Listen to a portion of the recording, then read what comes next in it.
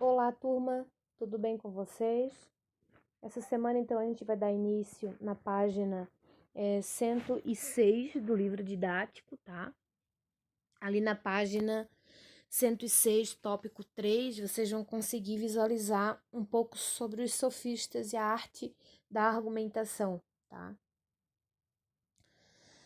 Então, para sintonizar vocês, eu não vou ler toda a página, tá, gente? Eu vou explicar, né? Até mesmo para o vídeo não ficar tão longo, mas vou pedir para que vocês façam uma leitura, enfim, uma leitura mais detalhada, tá? Basicamente, aqui, o que eu quero que vocês entendam é o seguinte: estávamos falando sobre os pré-socráticos, certo? Os pré-socráticos, né? Tales, Pitágoras, enfim. Foco era o quê? A natureza, né? Agora a gente começa a visualizar o período de Sócrates, chamado também de período clássico. Aqui, gente, o período de Sócrates, né, o período socrático, a gente entra primeiro nos sofistas, depois a gente vê Sócrates, depois a gente vê Platão e depois a gente vê Aristóteles, certo? Então a gente vai fazer assim, bem sistemático e um pouquinho, né, um vídeo mais curto para que não, né, não fique tão longo.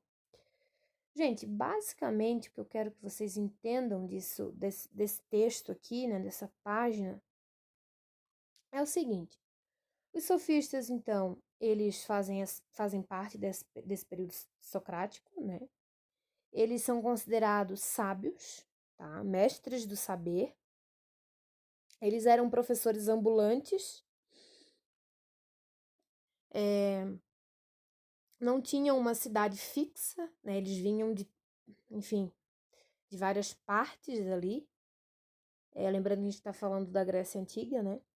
Eles eram pagos pelos próprios alunos, inclusive, mais tarde, eles vão ser criticados, os sofistas, por Sócrates, por Platão, enfim, né? E eles atuaram ali em meados do século V a.C. Para vocês entenderem aqui, gente, os sofistas, eles ensinavam,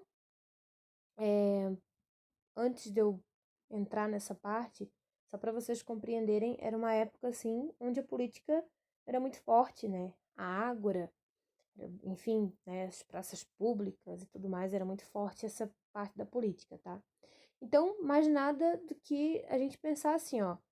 Os sofistas, eles ensinavam a arte de convencer, ou ainda, eles ensinavam a erística, tá? Os sofistas, eles ensinavam, além da arte de convencer, eles ensinavam também a arte da oratória, ou ainda a arte da arete, tá? Do grego. São dois termos gregos, a erística e a arete. Convencimento e a oratória, para vocês compreenderem mais ou menos assim, né? Mais simples.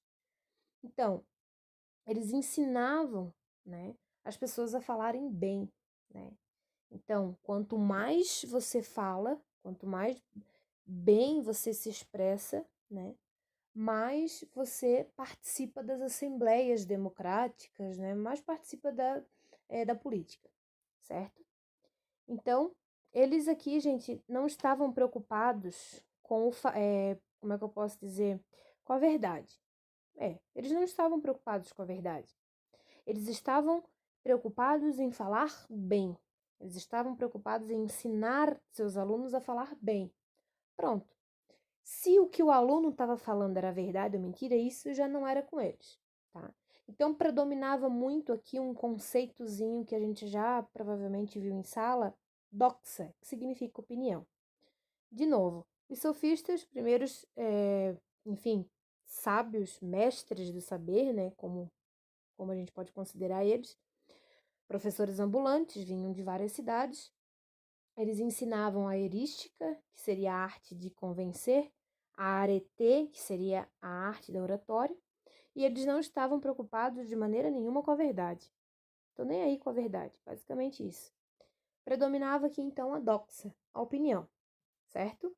Mais tarde, como eu falei, eles vão ser duramente criticados por Sócrates, por Platão e por Aristóteles, certo? Então, nesse período, como é que eu posso explicar para vocês? A gente pensar assim, ó, deixa de lado os pré-socráticos. Aqui o foco já não é mais a natureza, tá? Aqui o foco começa a ser o quê? A persuasão, o convencimento, né? A argumentação. Né? Se tu quer ser reconhecido, tu tem que falar bem. Basicamente isso. Falamos sobre os sofistas. Temos dois aqui que o livro didático traz como exemplo, tá? Protágoras, tá? Que ele vai dizer a seguinte frase: o homem é no geral, tá, gente? Nós, seres humanos, enfim, o homem é a medida de todas as coisas, tá? Professor, eu não entendi. Por que ele fala isso? O homem é a medida de todas as coisas. Simples, muito simples. Vamos pensar assim: não existe a verdade, tá? O homem, nós, seres humanos, a gente consegue influenciar, tá? Defender o nosso ponto de vista, convencer os demais. Por isso que ele diz assim, ó, o homem, né, é a medida de todas as coisas. Então, eu sou a medida de todas as coisas. Eu influencio os outros a agir, né, de acordo com o que eu falo. Simples assim, tá? Não é com essas palavras que o livro está trazendo, tá, gente? Mas é uma frase, assim, de efeito, né? Uma frase que às vezes a gente fica pensando, mas como assim o homem é a medida de todas as coisas? Mas é basicamente isso. Como não tem a verdade, como não existe a verdade, eles estão ali na doxa, né, na opinião, né? Então, aqui, o homem, nós, seres humanos, a gente consegue influenciar os outros. Por isso que eu sou a medida de todas as coisas, né? Então, eu influencio os outros a agir de acordo com o que eu falo, tá? A gente vê muito isso em político, né? Não são todos, claro que não, mas temos vários exemplos, assim, até outras profissões também, o advogado, muitas vezes, né, que tem que fazer um convencimento um pouco maior, enfim, temos vários exemplos assim. E também de ocasiões específicas, tá, gente? Então, o homem é a medida de todas as coisas. Né, consigo influenciar os demais e tudo, né, tudo certo. Temos um outro filósofo aqui, que seria o Gorgias, tá? Então, o Gorgias, ele vai falar que difícil chegar no conhecimento.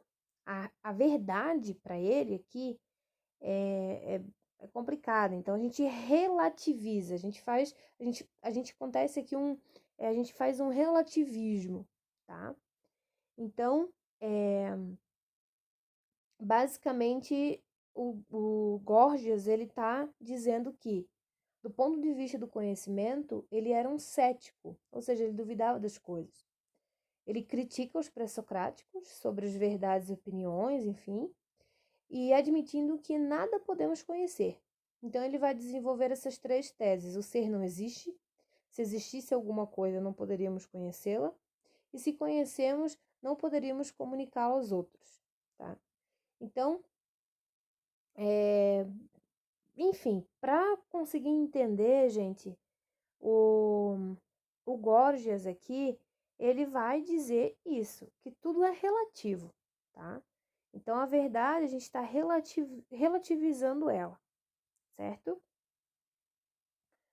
Deixa eu ver se tem mais alguma coisa para complementar.